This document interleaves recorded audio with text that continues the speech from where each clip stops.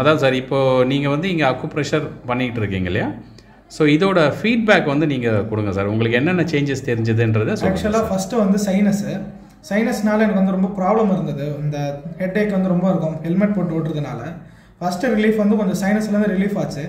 Second வந்து நான் வந்து ரொம்ப குள்ளமாக இருக்கேன்னு ஃபீல் ஆச்சு எனக்கு. ரொம்ப ரொம்ப எங்கள் ரிலேஷன்ஸில் கம்பேர் பண்ணும்போது, நான் ஃப்ரெண்ட்ஸ் எல்லாம் கம்பேர் பண்ணும்போது ரொம்ப குள்ளமாக இருக்குன்னு ஃபீல் ஆச்சு.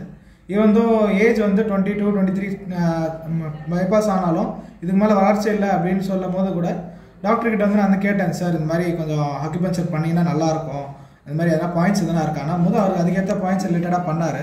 பண்ணும்போது பார்த்தீங்கன்னா எனக்கு வந்து க்ரோத் இருந்தது.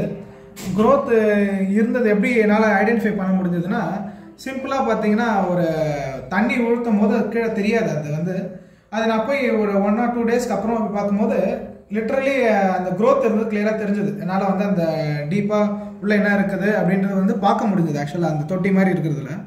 அப்புறமா நம்ம ட்ரீட்மெண்ட் வராமல் ஒரு 1 வீக் இந்த எக்ஸாம்ஸ்னால கொஞ்சம் படிப்பு டென்ஷனால் விட்டதுனால அந்த ட்ரீட்மெண்ட் போகும்போது பார்த்தீங்கன்னா விடாமல் விட்டதானே அந்த க்ரோத் ஸ்டாப் வந்து என்னால் கிளியராக ஃபீல் பண்ண முடிஞ்சது.